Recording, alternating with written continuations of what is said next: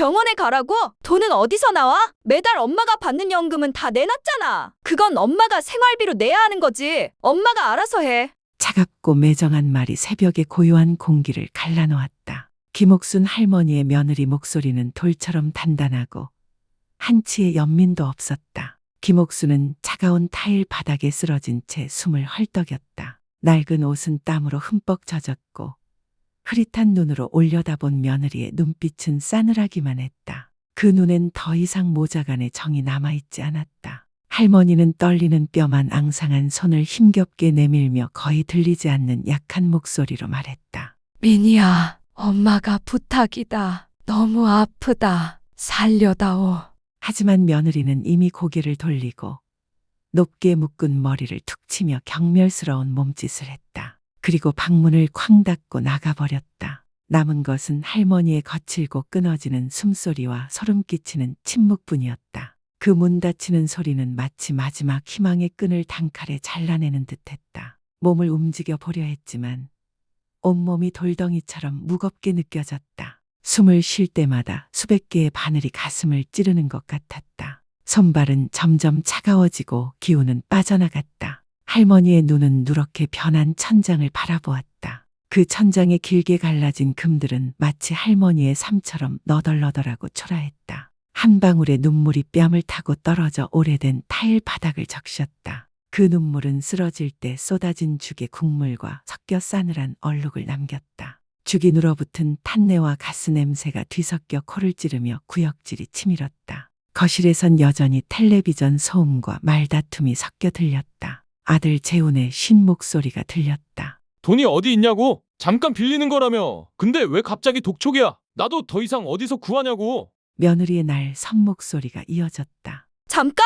당신은 맨날 잠깐이라면서 돈은 언제 갚을 건데? 아니면 어머니한테 가서 마지막 남은 결혼 반지라도 팔라고 해. 그 모진 말들이 이미 지쳐버린 할머니의 가슴을 연이어 내려치는 망치 같았다. 할머니는 눈을 감았다. 또 한 방울의 눈물이 흐르며 수많은 기억들이 스쳐갔다. 허리 굽혀 자식 키우던 세월, 한 푼 두 푼 모으며 자신은 굶고 자식은 먹였던 날들. 그렇게 키운 자식들이 한때 자신의 전부였던 이들이 이제는 자신을 짐짝처럼 쓸모없는 물건처럼 여겼다. 부엌에선 죽이 보글보글 끓으며 넘치고 국물이 바닥에 떨어져 소리를 냈다. 타는 냄새는 더욱 짙어졌지만 누구도 신경 쓰지 않았다. 할머니는 차갑고 쓸쓸한 집안에서 이미 썩어가는 기억들 속에 누워 있었다. 눈꺼풀이 천천히 감기고 숨소리는 꺼져가는 등불 같았다. 겨우 들리는 것은 약한 심장 소리와 목구멍 깊은 곳에서 울려 퍼지는 간절한 외침뿐이었다.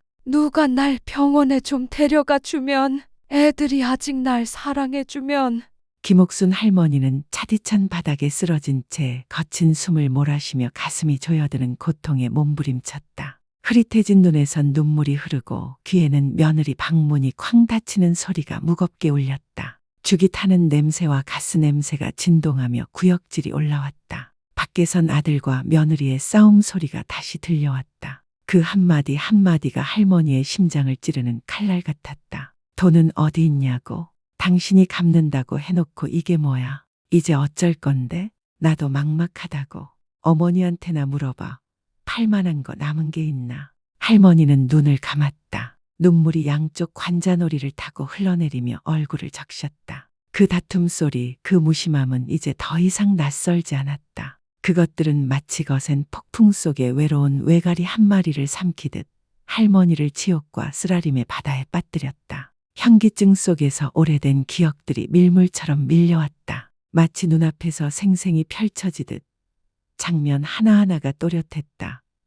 연금의 한 푼 한 푼을 아끼던 날들, 자신은 굶고 자식에게 먹였던 날들, 며느리의 차가운 눈빛, 그리고 잠깐만 빌린다던 약속이 어느새 당연한 권리처럼 되어버린 순간들. 모든 것이 마치 오래된 필름이 거꾸로 돌아가듯 할머니를 쓰디쓴 과거로 끌어당겼다. 애써 잊으려 했던 그 기억들이 또렷이 되살아났다. 혼미한 정신 속에서 할머니는 세월을 거슬러 몇 년 전 용기를 내어 가난한 시골을 떠나 아들과 며느리 부부가 사는 서울로 올라오던 자신을 떠올렸다. 할머니는 그때 그 결정이 옳다고 믿었다. 나이도 들었는데 이제 자식들 가까이서 살자. 집안일도 돕고 손주도 봐주고 조금이라도 힘이 되면 좋지. 이 집에 처음 발을 들였던 그날을 할머니는 잊지 않았다. 아들은 환하게 웃으며 말했다. 엄마 와주셔서 정말 좋아요. 엄마가 계셔야 우리 집이 완전해요. 그 말, 그 눈빛은 할머니의 마음을 따뜻하게 했다.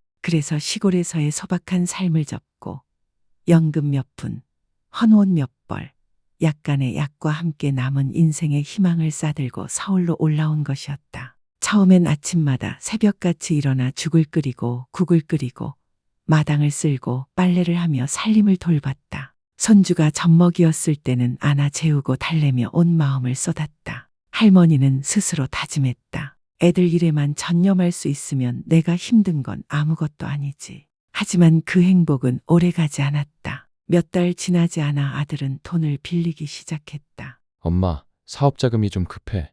이번 달 연금 좀 빌려주세요. 다음 달에 꼭 갚을게요. 품에 안고 키운 자식 거절할 수 없었다. 할머니의 눈에는 여전히 사랑이 어린 눈빛이 반짝였다. 그래, 가져가렴. 나중에 형편되면 갚으면 돼.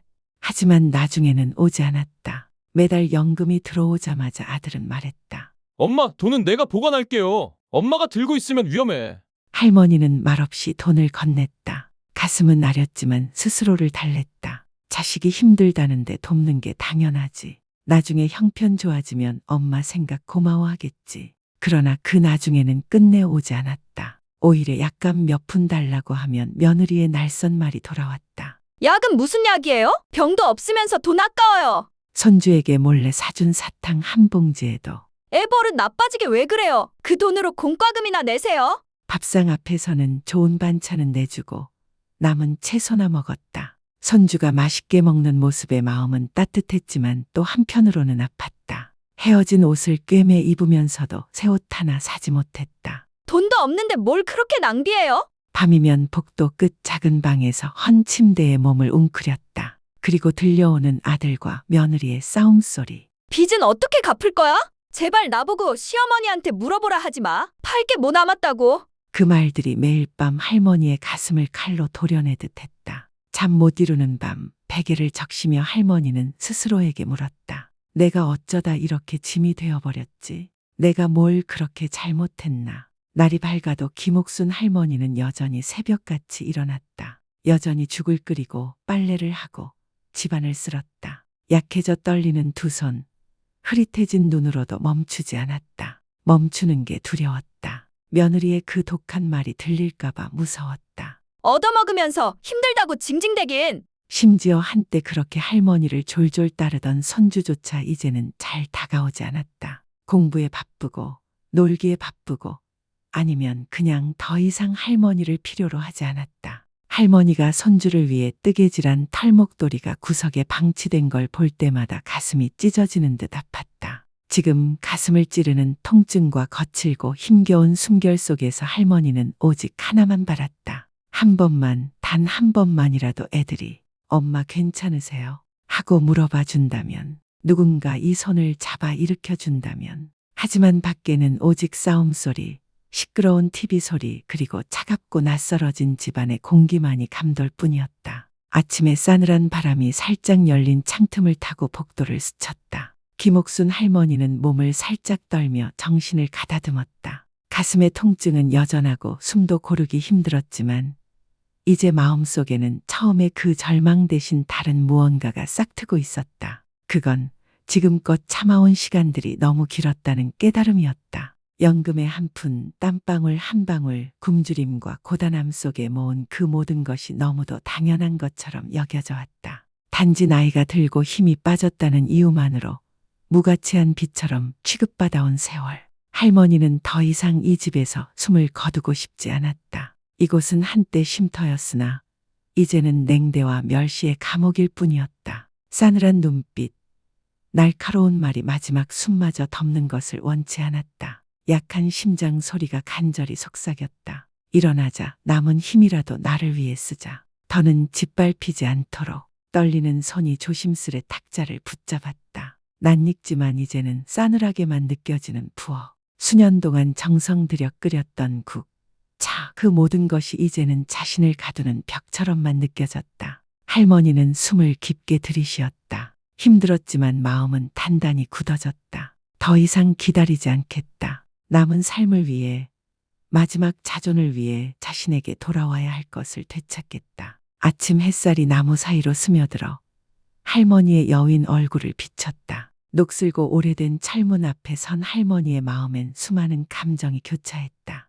아픔, 서러움, 그리고 한 줌의 미련. 하지만 할머니는 떨리는 두 손을 꼭 쥐며 다짐했다. 그만하자, 옥순아. 이제는 스스로를 구해야 할 때야. 그 밤 할머니는 한숨도 자지 못했다. 복도 끝 작은 방에서 흐릿한 전등 불빛 아래 주름진 얼굴이 더욱 쓸쓸히 드러났다. 머리맡에 낡은 액자엔 남편이 어린 아들을 안고 환히 웃던 모습이 담겨 있었다. 한때 그 눈빛은 세상 가장 따뜻했는데 이제 그 아들의 마음은 언제 그렇게 식어버린 걸까? 새벽이 오자 할머니는 일어섰다. 다리는 저리고 아팠지만 그럼에도 조심스레 집을 나섰다. 아들과 며느리가 깨기 전 단 한마디도 더 듣고 싶지 않았다. 그 싸늘한 눈빛조차 보고 싶지 않았다. 할머니는 남편의 옛 전우가 사는 동네 구석 작은 집을 찾았다. 백발이 성성한 그는 할머니를 보자 놀란 눈을 했다. 세상에, 옥순 씨, 이게 어찌 된 일이오? 할머니는 슬프게 미소 지으며 갈라진 목소리로 말했다. 영감, 제발 도와줘요. 이젠 이렇게는 못 살겠어요. 제 이름으로 남은 재산, 연금, 제 권리를 되찾고 싶어요. 저 혼자 살아가고 싶어요. 그는 잠시 말이 없더니 할머니의 마른 손을 꼭 잡았다. 알겠소. 내가 도와줄게. 누구도 당신의 평생 수고를 빼앗을 수는 없어. 그 뒤 며칠 그는 아는 변호사와 함께 묵묵히 할머니를 도왔다. 관공서, 은행, 연금공단을 오가며 서류를 준비하고 서명을 할 때마다 할머니의 마음은 아프면서도 한결 가벼워졌다. 수십 년 할머니는 오직 참으며 살았다. 하지만 이제야 깨달았다. 참기만 하면 더 깊이 짓밟힐 뿐이라는 것을. 어느 날 오후 모든 서류 처리가 끝난 뒤 김옥순 할머니는 낡은 버스 정류장 옆에 앉아 사람들의 분주한 발걸음을 바라보았다. 손에는 빛바랜 청가방 하나가 들려 있었다. 그 안에는 낡은 옷 몇 벌, 오래된 가계부, 그리고 고향 땅을 팔아 마련한 얼마간의 돈이 전부였다. 그 땅은 언젠가 늙어 돌아갈 마지막 안식처로 남겨두었던 곳이었다. 할머니는 가계부 가장자리를 손끝으로 쓰다듬었다. 고르고 단정하게 적힌 작은 숫자들이 오랜 세월 동안의 검소함과 절약의 흔적이었다. 눈물이 한 방울 뚝 떨어져 종이를 적시며 흐릿하게 번졌다. 이번 달 연금 아들에게 줌. 이라고 적힌 글씨가 뭉개졌다. 할머니는 깊게 숨을 들이켰다. 저녁바람이 백발이 성성한 머리칼을 스치며 도시의 먼지 냄새를 씻어냈다. 그녀는 멀리 한때 사랑과 희망이 깃들었던 그 집을 바라보았다. 이제 그 집은 그저 자신의 마음을 옥죄는 감옥일 뿐이었다. 그녀는 미련 없이 몸을 돌려 걸음을 내디뎠다. 그 작고 여윈 모습은 땅거미 진 황혼 속으로 점점 멀어졌다. 거리의 소음 속에서도 그녀의 마음에는 세월이 처음으로 가져다준 평온이 깃들었다. 저녁 바람은 나무 사이를 스치며 낙엽을 흩뿌리고 김옥순 할머니는 버스 정류장 옆에서 조용히 서 있었다. 오랜 세월 처음으로 자신의 삶을 스스로 선택했다는 해방감이 그녀의 마음을 채웠다. 손은 청가방의 손잡이를 꼭 움켜쥐었다. 그 안엔 오래된 옷가지, 약간의 돈, 그리고 세월의 흔적이 고스란히 밴 가계부가 있었다. 그녀는 잿빛 하늘을 올려다보았다. 찬바람이 옷자락을 파고들어 몸을 떨리게 했지만 눈빛은 더 이상 흐리지 않았다. 그 집은 이제 돌아볼 이유가 없는 곳이었다. 그저 세월과 아픔을 묻은 채 담담히 뒤돌아섰다. 할머니의 마음속에는 단 하나의 바람만 남아 있었다. 이제 남은 삶만큼은 사람답게 살고 싶다. 존중받지 못하고 짓밟히는 그런 나날은 이제 그만. 그날 밤 겨울바람이 낡은 기와 틈새와 헐거운 나무 창문을 파고들며 집안 가득 스산한 한기를 퍼뜨렸다. 복도 끝 작은 방, 희미한 노란 전등 아래 김옥순 할머니는 여윈 몸을 웅크리고 책상 앞에 앉았다. 오래되어 잉크가 고르지 않은 볼펜과 한 장의 하얀 종이를 꺼내 들었다. 떨리는 손끝으로 또박또박 평생의 고통과 사랑과 절망을 꾹꾹 눌러 담듯 글자를 적어내려갔다. 몇몇 글자는 눈물 방울에 젖어 번졌다. 얘들아, 오늘 밤 너희에게 이 글을 남기고 떠난다. 수십 년을 곁에 머물며 큰일은 못했어도 나는 최선을 다했다. 내 연금 한 푼까지 너희를 위해 썼고 밥 한 끼, 손주 돌보는 밤까지 온 마음을 다했다. 아무 대가 바라지 않았고 다만 너희가 행복하기만을 빌었다. 하지만 이제 알겠다. 내 늙은 모습은 너희 눈에 짐일 뿐이고 집안의 그림자일 뿐이라는 걸. 나는 원망하지 않는다. 원망은 또 다른 아픔을 낳을 뿐이니까. 그저 서운할 뿐이다. 내가 너희를 사랑한 마음이 이렇게 하찮은 것이었구나. 내가 떠나는 건 노여움 때문이 아니다. 이제 남은 삶은 냉대와 독설 없는 곳에서 살고 싶을 뿐이다. 찾지 마라. 괜히 후회하는 척도 하지 마라. 너희가 살아온 대로 내 존재 따윈 없었던 것처럼 살면 된다. 돈으로 많은 걸 살 수는 있어도 가족의 정은 살 수 없다. 그걸 잃고 나면 후회해도 소용없다는 걸 언젠가는 알게 되겠지. 너희 어머니 드림.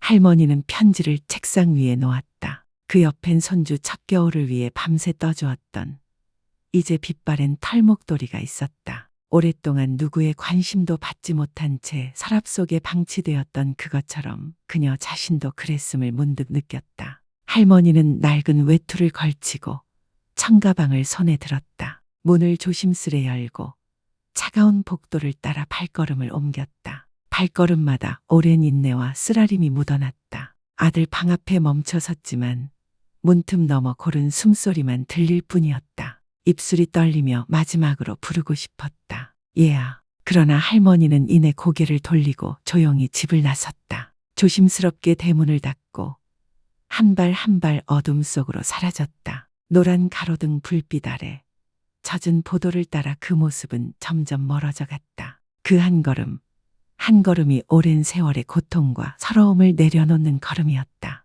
아무도 몰랐다. 그 집, 그 가족은 여전히 잠에 잠겨 있었고 그들의 엄마, 그들의 할머니는 그렇게 모든 걸 뒤로한 채 떠나고 있었다. 순간의 당황, 한 박자 놓친 심장 박동. 갑자기 그 큰 집이 어찌나 공허하고 차갑게 느껴지는지 두 사람은 숨이 막힐 듯했다. 그날 아침 겨울의 옅은 햇살이 창문을 스쳐 방 안으로 들어와 테이블 위에 가지런히 놓인 편지와 빛바랜 털목도리를 비쳤다. 더는 부엌에서 죽이 끓는 소리도 새벽부터 부지런히 집안을 돌보던 늙은 어머니의 조심스러운 발소리도 들리지 않았다. 집안은 무서울 정도로 고요했다. 재우는 멍하니 거실로 나왔다가 테이블 위 낯선 편지와 목도리를 보고 걸음을 멈췄다. 그는 떨리는 손으로 편지를 집어들었다. 한 글자, 한 글자 눈에 담길 때마다 그 속에 눈물과 고통이 고스란히 전해지는 듯했다. 얘들아, 오늘 밤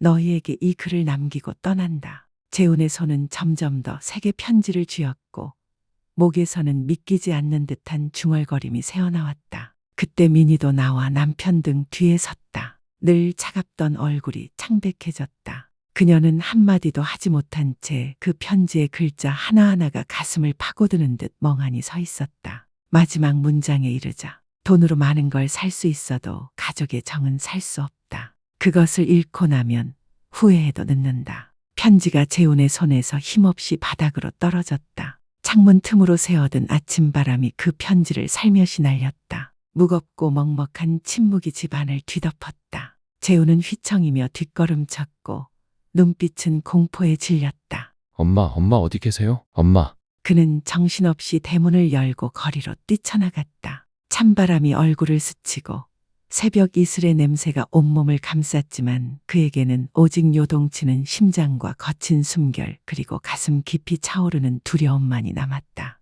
그는 사람들에게 물었고 골목마다 찾아 헤맸지만 이미 새벽 인파 속에 스며든 헌 외투를 걸치고 청가방을 든 늙은 여인을 본 이는 없었다. 민희는 대문 앞에 선 채 꼼짝하지 못했다. 바람이 그녀의 창백한 볼 옆 머리칼을 흩날렸다. 언젠가 아침마다 시어머니의 발걸음을 더는 보고 싶지 않다고 생각했는데 이제 그 바람이 이루어진 순간 가슴은 텅 비고 아프기만 했다. 그 시각 잠에서 깬 손주는 졸린 눈으로 방을 두리번거리며 말했다. 할머니 어디 계세요? 할머니, 나 일어났어요.